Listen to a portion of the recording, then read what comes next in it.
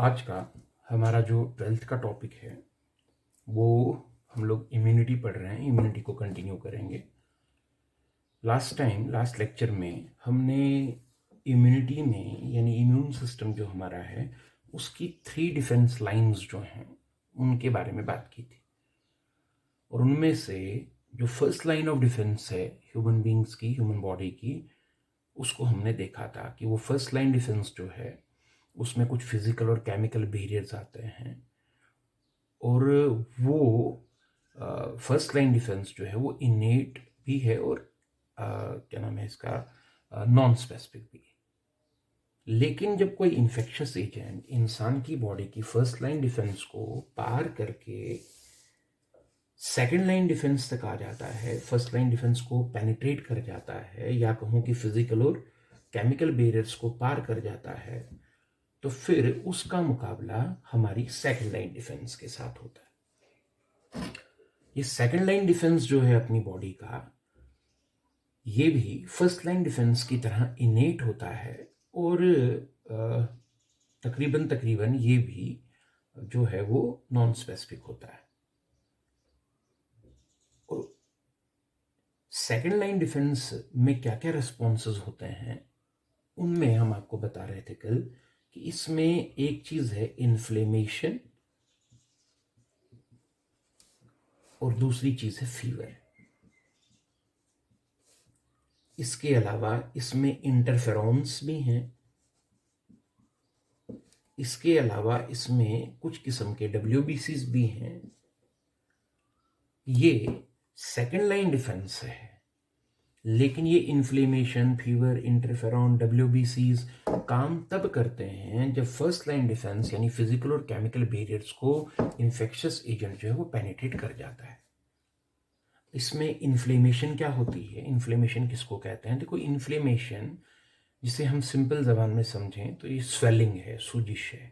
ये कैसे होती है और ये किस तरह से हमारी बॉडी का एक इम्पॉर्टेंट इम्यून रिस्पॉन्स है और ये बॉडी में आ चुके, एंटर हो चुके, फर्स्ट लाइन डिफेंस को पार कर चुके इन्फेक्शियस एजेंट्स को किस तरह से रोकता है, ये आज हम लोगों ने पढ़ना है।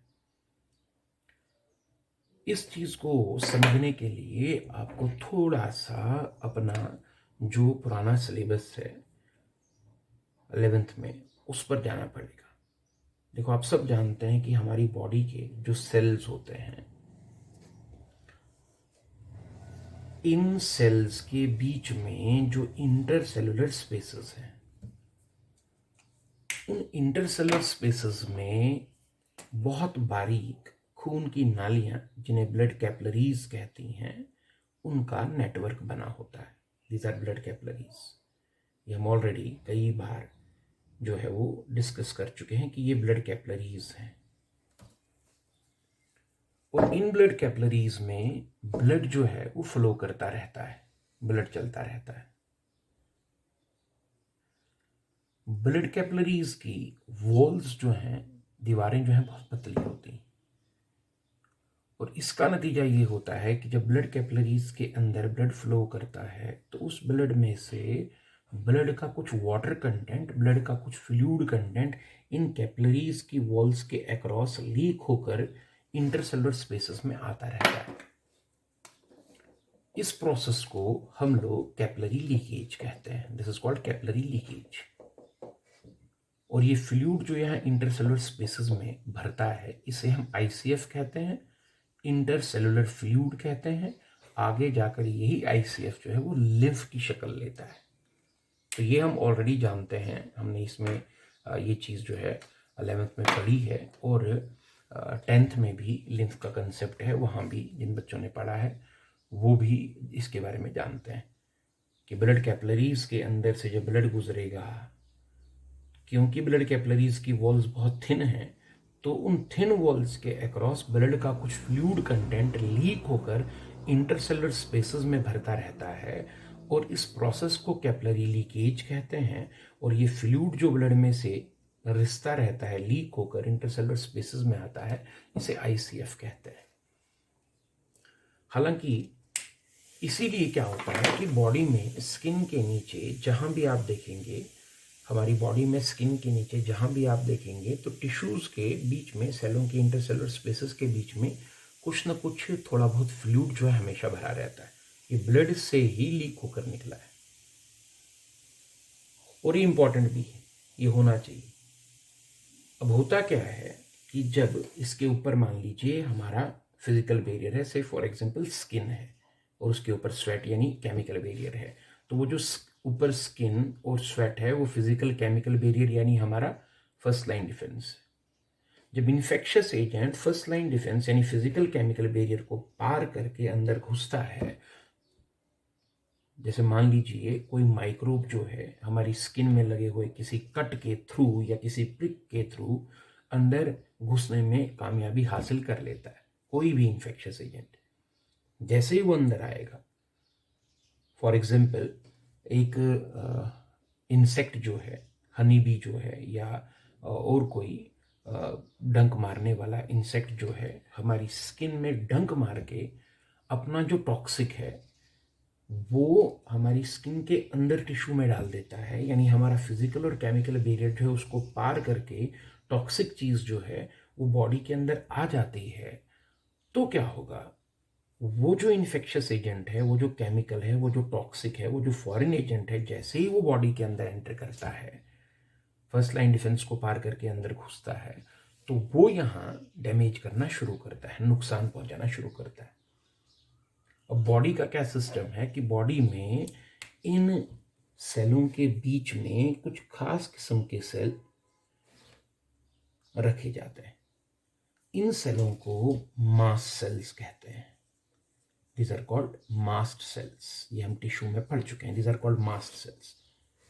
बॉडी के अंदर छुपा कर रखे गए, और जैसे ही वो इन्फेक्शियस एजेंट जो फिजिकल केमिकल बैरियर को पार कर चुका है, स्किन को पार कर चुका है, अंदर घुस चुका है, वो यहाँ डैमेज करना शुरू करता है, तो वो टिश्यू को तोड़ना शुरू करता है, और इस टिश्यू को तोड़ने के दौरान, सेलों को तोड़ने के दौरान वो इन मास्ट सेल्स को भी रप्चर करता है, मास्ट सेल्स को भी नुकसान पहुंचाता है। मगर ये मास्ट सेल्स जो हैं ये भरे होते हैं एक केमिकल से जिसे हम लोग हिस्टामाइन कहते हैं, और जैसे ही ये मास्ट सेल्स रप्चर होने लगते हैं उस इन्फेक्शियस एजेंट के असर से, तो इन मास्ट सेल्स में से हिस्टामाइन नाम का एक केमिकल सिक्रीट होता है। और ये जो हिस्टामाइन है ये क्या करता है, ये यहाँ पर at the site of infection जो है ये जो ब्लड कैपिलरीज हैं, इन ब्लड कैपिलरीज की जो वॉल्स है उनकी परमिएबिलिटी को बढ़ा देता है, और साथ ही साथ ये इस इन्फेक्शन वाली जगह की तरफ ब्लड के फ्लो को भी बढ़ा देता है। तो जहाँ पर इन्फेक्शन होगा, इन्फेक्शियस एजेंट वहाँ टिश्यू को तोड़ेगा, सेल्स को तोड़ेगा, सेल्स को तोड़ने के दौरान वो खुद ही, उसके एक्शन से ही ये मास्ट सेल्स भी टूटेंगे, और मास्ट सेल्स के टूटने से उस इन्फेक्शन वाली जगह पर हिस्टामाइन नाम का ये केमिकल जो है वो रिलीज होगा। और ये हिस्टामाइन जो है ये दो चीज़ें करेगा। नंबर 1, साइट ऑफ इन्फेक्शन जो है जहाँ पर ये हिस्टामाइन निकला है वहाँ की तरफ ब्लड का फ्लो बढ़ जाएगा। नंबर 2, वहाँ की जो ब्लड कैपिलरीज हैं उनकी वॉल्स जो हैं उनकी परमिएबिलिटी बढ़ जाएगी।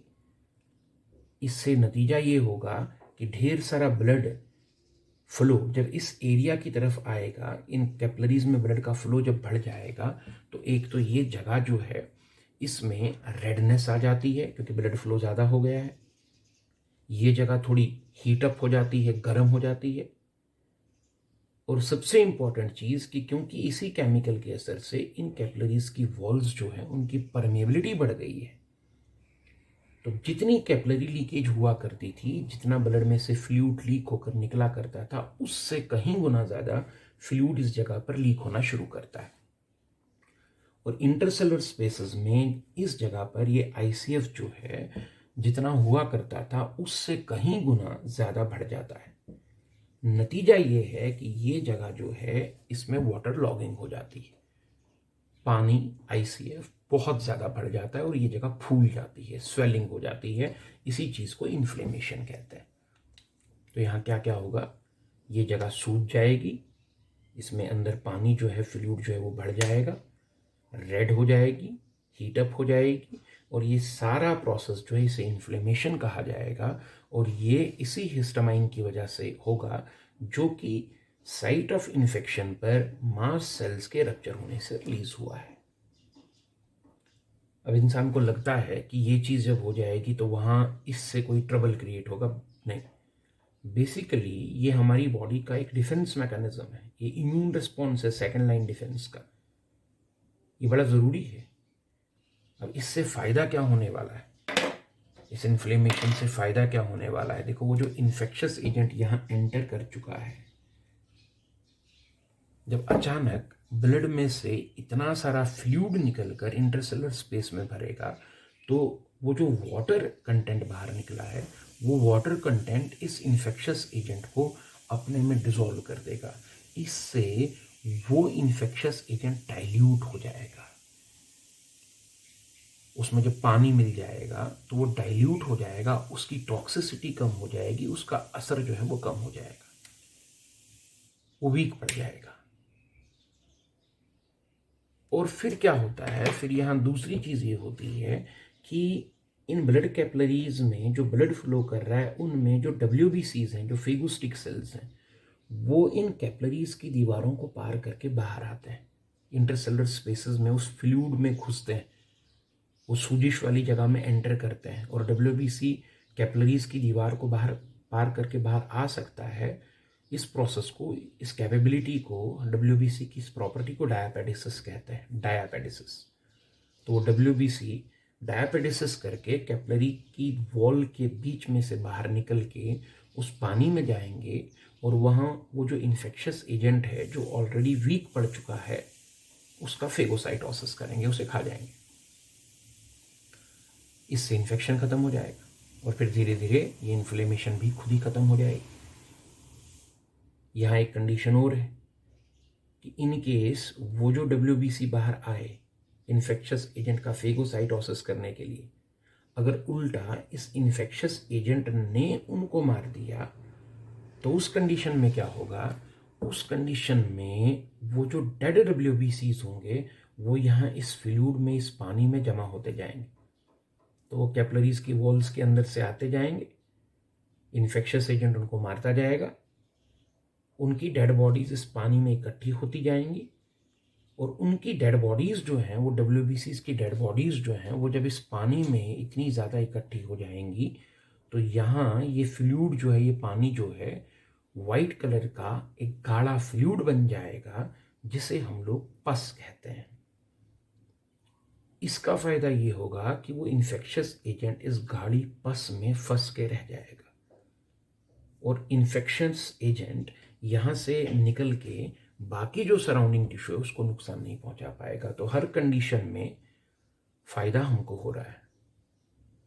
इन्फ्लेमेशन से, कैपिलरी लीकेज बढ़ने से, पानी ज़्यादा लीक होने से इन्फेक्शस एजेंट वीक हो गया, WBC डायापेटिसिस करके बाहर आकर उस इन्फेक्शस एजेंट का फेगोसाइटोसिस कर दें, तो इन्फेक्शस एजेंट ख़त्म हो गया, इन्फेक्शन ख़त्म हो गया। अगर कहीं इन्फेक्शस एजेंट उन WBCs को मार दे, तो मरे हुए WBC पस बनाकर इन्फेक्शन के फर्दर स्प्रेडिंग को रोक रहे हैं। हर कंडीशन में फ़ायदा यहाँ बॉडी को हो रहा है। अब यहाँ इंपॉर्टेंट चीज़ ये है कि इन्फ्लेमेशन के बाद पस बनेगी या नहीं बनेगी। उसमें दो कंडीशनें हैं। इन्फेक्शन होगा, यहाँ पर टिश्यू में इन्फेक्शन होगा तो इन्फ्लेमेशन तो होगी, सूजिश तो होगी। उसके बाद फिर पस बनेगी या नहीं बनेगी, ये इस बात पर डिपेंड करता है कि डायापेटिसिस करके बाहर आने वाला हमारा सोल्जर, हमारा WBC इन्फेक्शस एजेंट को मार पाता है या इन्फेक्शस एजेंट उस WBC को मारता है। अगर WBC उनका फेगोसाइटोसिस करने में कैपेबल हो गए तो स्वेलिंग होगी, लेकिन फिर पस नहीं बनेगी। लेकिन अगर इन्फेक्शस एजेंट वीक हो जाने के बावजूद WBC को मार दे, तो फिर मरे हुए WBCs जो हैं वो यहाँ पस बनाएंगे, लेकिन पस बनने से भी इन्फेक्शन के स्प्रेडिंग में जो है रुकावट पैदा होती है। इन्फेक्शियस एजेंट उस गाड़ी बस में फंस के रह जाता है। So this is all about inflammation. देखने में लगता है कि सूजिश हो गई या प्रॉब्लम हो जाएगी, बट बेसिकली वो सूजिश या वो इन्फ्लेमेशन जो है वो एक इम्पॉर्टेंट इम्यून रिस्पॉन्स है जो इन्फेक्शियस एजेंट जो कि फर्स्ट लाइन डिफेंस को पार करके अंदर आ चुका है उसे रोकने का काम कर रहा है। This is inflammation. अब उसके बाद दूसरी चीज यहां फीवर है, बुखार। अब ये हम लोग अपने अगले लेक्चर में डिस्कस करेंगे। आज आप इस इन्फ्लेमेशन के बारे में पढ़ें। सो फर्स्ट लाइन डिफेंस थी जिसमें फिजिकल और केमिकल बैरियर था जो हमने कल डिस्कस किया, उसको कोई पेनिट्रेट करे तो सेकंड लाइन डिफेंस एक्शन में आएगी, और सेकंड लाइन डिफेंस जो है वो भी फर्स्ट लाइन डिफेंस की तरह तकरीबन इनेट और नॉन स्पेसिफिक है। और सेकंड लाइन डिफेंस में एक चीज जो आई दैट इज इन्फ्लेमेशन। इन्फ्लेमेशन किस तरह से होगी, क्यों होगी, इसका क्या फायदा होगा, इन्फ्लेमेशन किस तरह से इन्फेक्शियस एजेंट को रोकेगी, ये हम लोगों ने जो है इसमें देखा।